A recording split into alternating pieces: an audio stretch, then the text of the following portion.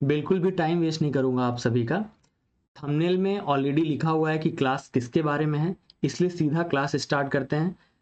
एक बात class start करने से पहले बहुत ज़्यादा इंपॉर्टेंट है, अगर आप मेरे साथ प्रैक्टिस करने वाले हैं, मैं 10 रीजनिंग के बहुत ही इंपॉर्टेंट क्वेश्चंस इस क्लास में कराने वाला हूं, जिसमें कि लेवल सारे हर तरीके का है। कुछ क्वेश्चंस काफ़ी टफ है, कुछ क्वेश्चंस इजी भी हैं।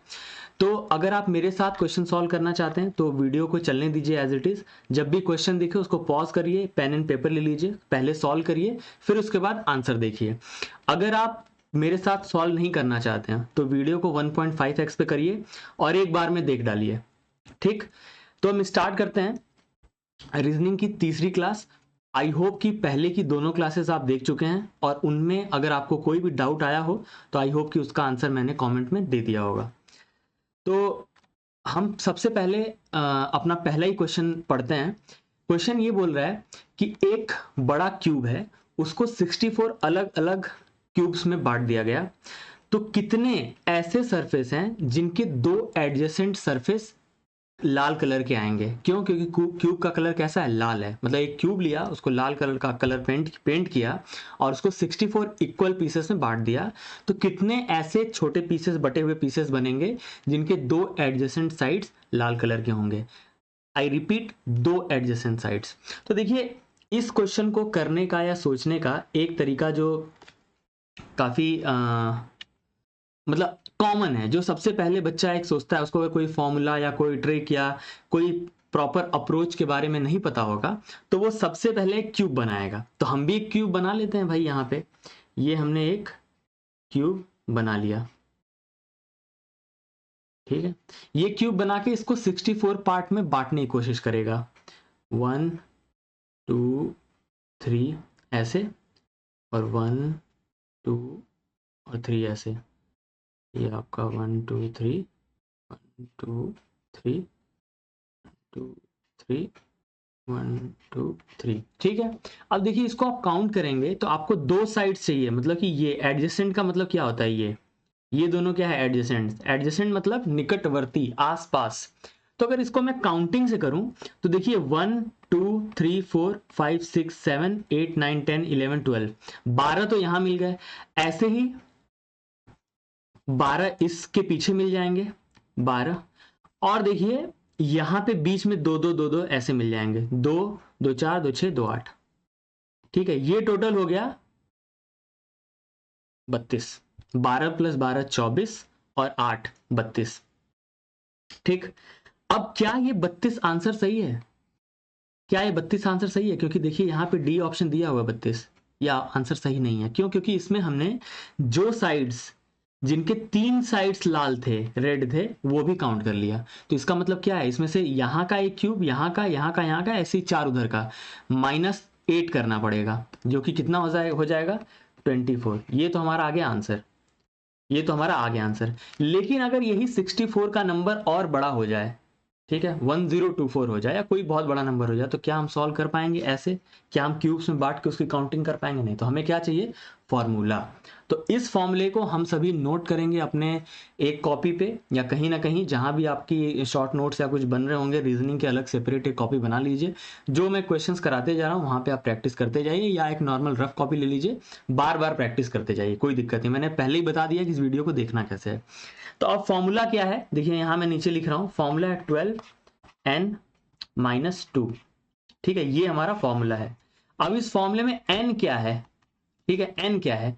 देखिए, एक क्यूब था, उसको हमने 64 क्यूब्स में बांट दिया, ठीक। n कैसे निकलेगा? यहीं से निकलेगा। एक क्यूब का वॉल्यूम कितना होता है? क्यूब का वॉल्यूम क्या होता है? Length into breadth into height, और लेंथ, ब्रेथ और हाइट बराबर होती है। तो l क्यूब मान लीजिए, क्यूब का l क्यूब, क्यूब का क्या होता है? वॉल्यूम। तो अब हमने जो 64 उसको अलग अलग छोटे क्यूब्स में बांटा है, उसका भी वॉल्यूम इसके बराबर ही होगा। और एक क्यूब का वॉल्यूम हम मान लेते हैं 1 यूनिट, मतलब कि x क्यूब, एक का x क्यूब है तो 64 का 64 x क्यूब हो जाएगा। दैट मीन्स कि x को हम क्या बोल रहे हैं? 1, मतलब कि उसका जो सबसे स्मॉलेस्ट वॉल्यूम, उसको हम यूनिट मान लेते हैं। तो अब देखिए, x को तो हमने यूनिट मान लिया, मतलब कि ये कैसा हो गया? ये हो गया l क्यूब बराबर 64। अब 64 है, इसको कैसे लिखेंगे? 4 इंटू 4 इंटू 4 क्या हो जाएगा, 4 4 जा 16, 4 जा 64। तो हम इसे 4 का क्यूब लिख देंगे, एल क्यूब, क्यूब से क्यूब कट गया, तो एल की बराबर एल वैल्यू कितना आ गया, 4 आ गया। यही एल क्या है, एन है। ठीक, ऐसे ही निकालेंगे आप। ठीक है, अगर मैं 5 की बात करूं, 5 इंटू 5 इंटू 5, ठीक, ये कितना आ गया, 625। तो अगर वो बोलता है, क्वेश्चन में बोलता है कि एक क्यूब को 625 क्यूब्स में बांट दिया गया, तो n क्या हो जाएगा, 5। 12 ब्रैकेट में n-2 फॉर्मूले में n की जगह हम क्या रख देंगे, 5। ठीक, लेकिन अभी वो क्या बोल रहा है, 64, तो हम क्या रखेंगे, 4। तो जैसे ही इस फॉर्मूले में आप n की जगह 4 रखेंगे, 12 इंटू 4 माइनस 2 मीन्स 12 इंटू 2 बराबर 24, और हमारा आंसर क्या आ जाएगा, बी।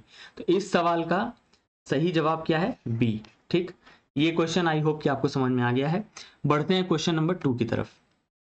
अब देखिए क्वेश्चन नंबर 2 क्या कहता है, ए इज बी सिस्टर, यदि ए बी की बहन है। अब यहां पे हम लिखते हुए आगे बढ़ेंगे। ठीक है, ए और बी लिख लिया। ए क्या है, बी की बहन है, सिस्टर।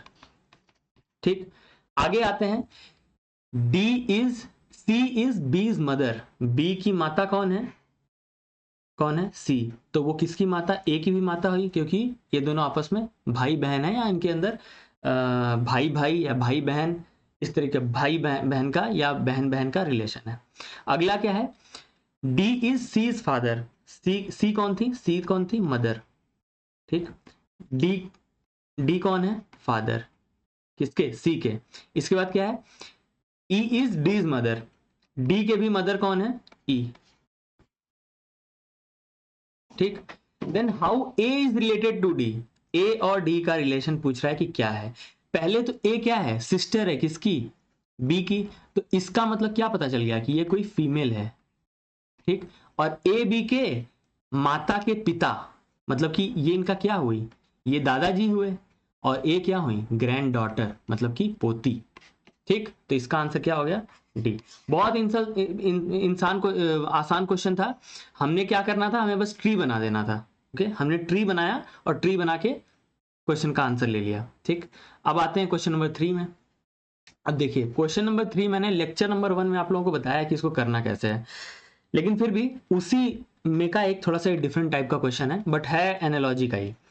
अब देखिए ए एफ आई किससे रिलेटेड है, 13 से, बट कैसे रिलेटेड हमें ये फाइंड आउट करना है, तभी हम डीडीए की वैल्यू क्या होगी, जब हमें यहाँ पे रिलेशन पता चल जाएगा, तब हम इसको फाइंड आउट कर पाएंगे। तो अब देखिए इसको फाइंड आउट करने के लिए ना, ए एफ आई, इनकी वैल्यू ध्यान से देखिए। यहाँ ए का मीनिंग कितना है, A is 1, F is 6, I is 9। ठीक, तो अब क्वेश्चन क्या बोल रहा है, ए एफ आई कितना है, 13 है। तो 169 को 13 से कैसे मैच कराया जाए, क्या लग रहा है ट्रिक।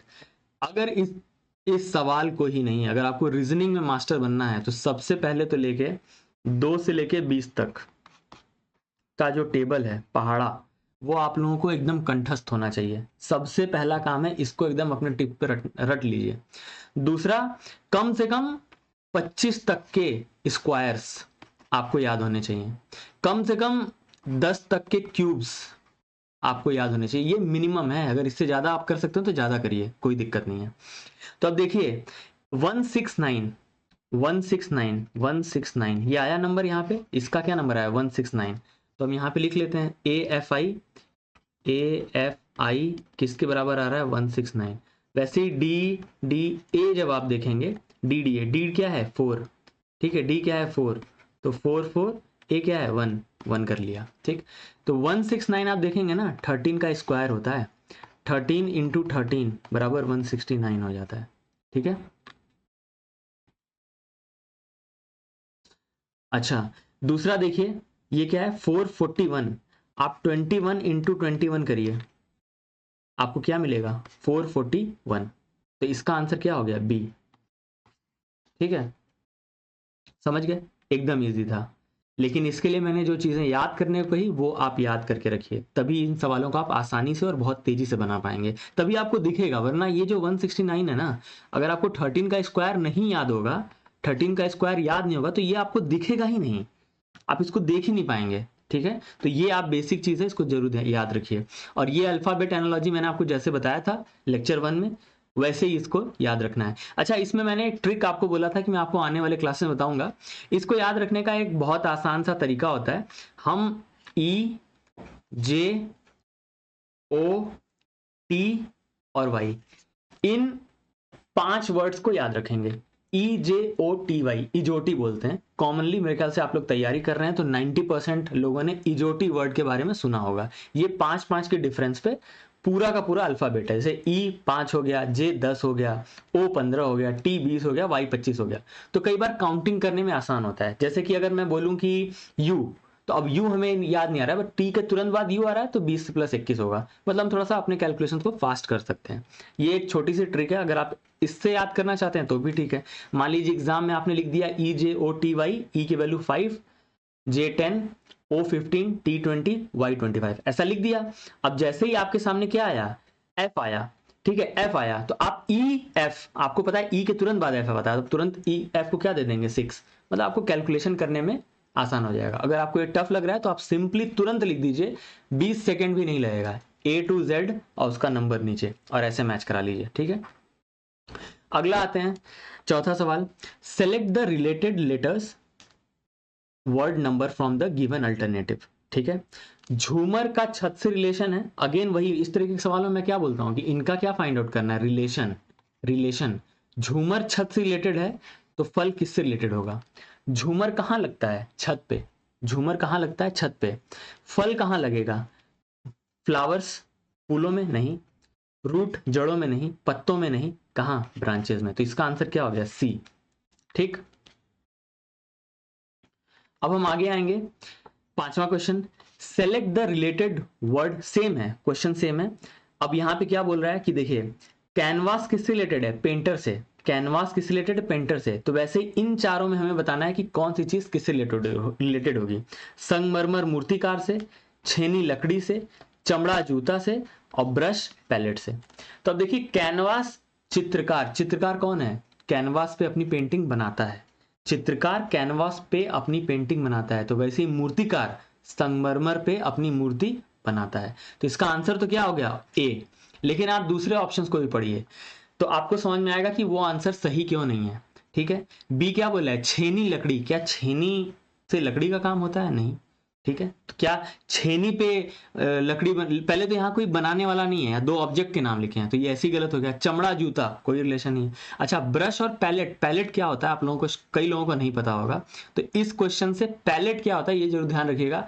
कई बार अगर ऊपर का रिलेशन चेंज कर दिया तो आपको यहाँ पे आंसर में हो सकता है कि चेंज हो, इसलिए वर्ड के वोकैब भी आपको याद होने चाहिए। ये होता है पैलेट, जिसके ऊपर ये क्या है, ब्रश है, ये क्या है, ब्रश है, ठीक है, और ये क्या है, पैलेट है, ठीक है। जिसपे पेंटर अपना पेंट रख के रंगों को मिलाता है या रंग लेता है, इसको बोलते हैं पैलेट, ठीक है। 5 क्वेश्चंस हो गए, इसका राइट आंसर क्या है, ए। 5वें का राइट आंसर क्या है, ए, ठीक। 6वें क्वेश्चन पे आते हैं, in a certain code give is written at as VIEG, तो ओवर ऐसे लिखा आता है, तो डिस्क क्या लिखा जाएगा, ठीक। अब देखिए, ये ध्यान से देखिए, GIV और इन दोनों में क्या रिलेशन है, ठीक। ये देखिए, आई और वी, सबसे पहले उसने क्या किया, इन दोनों को इंटरचेंज कर दिया। IV था, VI लिख दिया, और लास्ट में EG लिख दिया। यहां पे देखिए, EV पहले लिख दिया और लास्ट में इसको इंटरचेंज कर दिया। वैसे डिस्क कैसे लिखेंगे, तो सबसे पहले वो क्या कर रहा है, तीसरे वाले को पहले लिख रहा है, तो हम क्या लिखेंगे, SI, ठीक। और फिर लास्ट वाले को पहले लिख दे रहा है, तो KD, SIKD हमारा क्या हो जाएगा, D आंसर हो जाएगा, ठीक। आसान है। आगे आते हैं, 7वें क्वेश्चन पे आते हैं, सेलेक्ट, अगेन क्वेश्चन वही है, अब हमें वापस से बताना है TSN, इनमें जो रिलेशन है उसको फाइंड आउट करना है, और इसका बताना है उसी रिलेशन से यहाँ पे क्या होगा इसका आंसर, ठीक। अब देखिए, TSN ORQ से कैसे रिलेटेड है,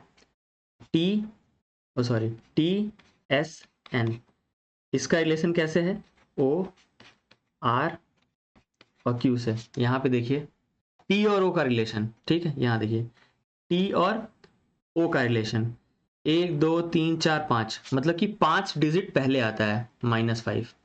एस और आर का रिलेशन, एस और आर का रिलेशन देखिए क्या है, एस और आर -1, ठीक, यहाँ पे क्या आ जाएगा -1, मतलब एस से एक पहले है ना आर, इसलिए मैंने माइनस लिखा। अच्छा एन क्यू, ओ सॉरी, एन क्यू, ये देखिए यहाँ पे देखिए एन और क्यू में क्या रिलेशन है, 1 2 3 +3, ठीक, यहाँ पे क्या है +3, तो यहाँ पता चल गया आपको। अब ऐसे ही देखिए क्यू पी और के, हमें रिलेशन बताना है। वापस से यहाँ पे क्या आएगा -5 -1 +3, क्यू से 5 पहले, क्यू से 5 पहले देखिए क्यू, ये रहा क्यू, 1 2 3 4 5, क्या आ गया एल, क्यू से 5 पहले क्या है एल, ठीक। पी से एक पहले, पी से एक पहले कौन है ओ, ठीक, ओ। आर के से +3, के के बाद +3 आगे, के के बाद, ठीक, के के बाद एल एम एन, ठीक है एन, तो LON, डी आपका आंसर हो गया, ठीक, सिंपल है। वही अल्फाबेट के नंबर्स याद होने चाहिए, तो वही अगेन आप इसको या तो वापस लिख लीजिए या तो इजोटी से याद रखिए, ये आपकी मर्जी है। अगर इसमें और डाउट होगा तो बताइएगा, इस पर थोड़ा सा और डिटेल्ड वीडियो में बना दूंगा अगली, ठीक। आगे आते हैं 8वें सवाल पे, which alternative provides the answer. Again देखिए यहाँ पे बहुत दिमाग लगाना पड़ेगा आप लोगों को, ये सारी चीजें प्रैक्टिस से आएंगी, ज्यादा से ज्यादा क्वेश्चन करिए, या मेरे जितने लेक्चर्स आने वाले हैं एग्जाम से पहले सबको देखिए, बार बार मल्टीपल टाइम्स देखिए, ताकि कोई कॉन्सेप्ट या कोई पर्टिकुलर टाइप का क्वेश्चन भूल ना जाए। अब इस क्वेश्चन को ही आप पॉज करके सॉल्व करने की कोशिश करिए, देखिए आप कर पाते हैं। अगर आप कर पाते हैं तो इसका आंसर आप दे दीजिए कॉमेंट में, नहीं कर पाते हैं तो मैं तुरंत अभी आपको कराने जा रहा हूँ। अब देखिए क्या बोल रहा है ये, 2 + 2 क्या है 8, और 2 + 3 क्या है 10, 3 + 4 21 है, तो 3 + 5 क्या होगा। अब बताइए 2 + 2 वैसे क्या होता है 4, कोई बात नहीं बहुत बढ़िया, 2 + 2 वैसे क्या होता है 4। अच्छा 2 + 3 वैसे क्या होता है, 2 + 3 वैसे क्या होता है 5। अच्छा 3 + 4 वैसे क्या होता है 7, लेकिन इस 4 को इसने क्या लिखा है 8, इस इस 5 को इसने क्या लिखा है 10, इस 7 को इसने क्या लिखा है 21। अब ध्यान से देखिए एक रिलेशन है जो बन रहा है यहाँ पे, अगर मैं 4 × 2 कर दूं 8 आ जाएगा, 5 × 2 कर दूं तो 10 आ जाएगा, 7 × 3 कर दूं तो 21 आ जाएगा, तीनों मैच हो गया। तो इसका मतलब 3 + 5 को उसने क्या किया है, 3 + 5 = 8, और 8 × 3, 8 3 जा 24, तो हमारा आंसर क्या हो गया, A is our answer, okay, A is our answer, ठीक, यही था। लिखिए बार बार लिखिए, अगर एग्जाम में भी आपसे क्वेश्चन सॉल्व नहीं होगा तो लिखिए, ऐसे बिना पेन चलाए मत सोचिए, लिखिए, जितना ज्यादा लिखेंगे उतना ही जल्दी सवाल बनेगा, ठीक है। आगे आते हैं, ये भी अच्छा क्वेश्चन है। देखिए यहाँ पे एक डायग्राम है, ठीक है देख रहे हैं, और यहाँ पे एक मिसिंग नंबर है, क्वेश्चन मार्क दिया है, तो हमें यही बताना है कि यहाँ क्या होगा। इसके लिए इस वाले बॉक्स को, इस वाले को और इस वाले को ध्यान से देखिए, 7 + 3 10, और 10 × 10 क्या होगा 100, 7 + 3 = 10, और 10 × 10 बराबर क्या होगा 100। यहाँ ध्यान से देखिए 6 + 5, 6 + 5 = 11, और इंटू 11 बराबर क्या होगा 121, यहाँ लिख दिया 121। यहाँ देखिए 6 + 3 = 9, ठीक, और 9 × 9 बराबर क्या हो जाएगा 81, यहाँ लिख दिया। सेम ट्रेंड यहाँ चलेगा, यहाँ क्या हो जाएगा 11 + 6 = 17, 17 × 17 बराबर क्वेश्चन मार्क। अगेन मैंने अभी आपको थोड़ी देर पहले बोला है कि 20 तक 25 तक के स्क्वायर्स याद कर लीजिए। अब 17 का स्क्वायर याद होगा तो टाइम नहीं लगेगा, लेकिन सपोज करिए कि यहाँ आपको नहीं याद आता है, तो आप एक चीज क्या कर सकते हैं, सिर्फ इसके यूनिट्स को 7 × 7 करिए, 7 × 7 क्या आ जाएगा 9 आएगा लास्ट में, 49 9 आएगा। इन सभी ऑप्शन देखिए सिर्फ एक ही ऑप्शन ऐसा इसके लास्ट में 9 है, तो सी आपका तुरंत आंसर हो जाएगा। वैसे हमें पता भी होना चाहिए कि 17 × 17 क्या होता है 289, ठीक। 9वां सवाल हो गया। अब आते हैं ये आखिरी सवाल पे अपने, ध्यान से देखिए वीडियो को पॉज करके, क्या आप इस सवाल को बना सॉल्व कर पा रहे हैं। देखिए यहां पे क्या है, इन क्वेश्चंस को ध्यान से देखिए, दिमाग लगाइए। सबसे पहला ही जो चीज करेगा स्टूडेंट हो ना, इन दोनों के डिफरेंस को निकालेगा, फिर इसके डिफरेंस को निकालेगा, देखेगा क्या कोई मैच तो नहीं आ रहा है, फिर इसको निकालेगा, कोई तो कुछ मैच नहीं मिलेगा। ध्यान से देखिए 2 3 4, इन सब के पहले अंकों को देखिए, इसका पहला अंक क्या है 2, इसका पहला अंक क्या है 3, इसका पहला अंक क्या है 4, ठीक है। दूसरे अंकों को देखिए, इसका दूसरा अंक क्या है 4, इसका दूसरा अंक क्या है 5, इसका दूसरा अंक क्या है 6। फिर देखिए 6, 7, 8 ये क्या है, तीसरा अंक, और चौथा क्या है 0, 0, 0। इसका मतलब है कि पहले, दूसरे और तीसरे अंकों तक +1 का एडिशन होता जा रहा है। वैसे ही तब 4, 6, 8 इसके बाद में क्या आएगा, देखिए 2, 3, 4, 5 आ जाएगा, 4, 5, 6, 7 आ जाएगा, 6, 7, 8, 9 आ जाएगा, 0 आएगा। हमारा नंबर क्या बना, ये 5790, मतलब कि डी हमारा आंसर हो गया। ठीक, देखिए बहुत ही आसान है। इसके रीजनिंग से जितने भी क्वेश्चन आएंगे ये समझिए कि फ्री के मार्क्स हैं आपके, 100%, कुछ गलत सही नहीं, सीधा सॉल्व होगा और पूरे के पूरे नंबर आपके होंगे। लेकिन इसके लिए जरूरी है लगातार निरंतर प्रैक्टिस करना। ठीक है, और जो मैंने चीजें बताई हैं उसको सबसे पहले आप याद करिए। जिनको याद है बहुत अच्छा, जिनको नहीं याद है उसे सबसे पहले आप लोग याद करिए। ठीक है, अब आ जाते हैं क्वेश्चन ऑफ द क्लास में। इस क्वेश्चन को आप ध्यान से पढ़िए और इसका आंसर आपको कमेंट में देना है। ये सवाल क्विज के फॉर्म में मैम ने टेलीग्राम चैनल पे भी डाला है। आप वहां अगर रेगुलर होंगे, वहां अगर आप फॉलो कर रहे होंगे तो ये सवाल आप देखते ही बता देंगे। अगर आप वहां फॉलो नहीं कर रहे होंगे तो फॉलो कर लीजिए, क्योंकि हम रेगुलर क्विजेस भी वहां डालते हैं जो इंपॉर्टेंट होते हैं। देखिए सवाल क्या पूछ रहा है कि इंटरनेशनल डे ऑफ योगा कब मनाया जाता है, 21 अगस्त को, क्या ये सही है? Number 2, world tribal day 9 August को मनाता है, क्या ये सही है? World wild life day celebration 3 अगस्त को, क्या ये सही है? या फिर ह्यूमन राइट्स डे 10 अगस्त को, ये सही है? इन चारों में से आपको बताना है कि 1, 2, 3 या 4, चारों में से कौन सा ऑप्शन सही है। जो सही है उसको कमेंट में लिख दीजिए। ठीक है, ये तुम्हारा क्वेश्चन हो गया। इसमें आंसर्स डाल के मैं वापस से इसकी पूरी पीडीएफ चैनल में डाल दूंगा, टेलीग्राम चैनल पे। वहां से अगर आपको दोबारा प्रैक्टिस करने को तो आप प्रैक्टिस कर लीजिएगा। नहीं समझ में आएगा तो इसी वीडियो से आप देख के मतलब सॉल्यूशन देख लीजिएगा। फिर भी ना समझ में आया तो कमेंट में पूछ लीजिएगा, मैं आपको वहां अच्छे से एक्सप्लेन कर दूंगा। ठीक है, ये हमारा टेलीग्राम चैनल का लिंक है जिसकी मैं अभी बात कर रहा था। ठीक, मिलते हैं अगली वीडियो में। बहुत बहुत धन्यवाद। आई होप कि आप सभी का एग्जाम क्लियर हो, क्योंकि कंपटीशन अब बहुत हाई है।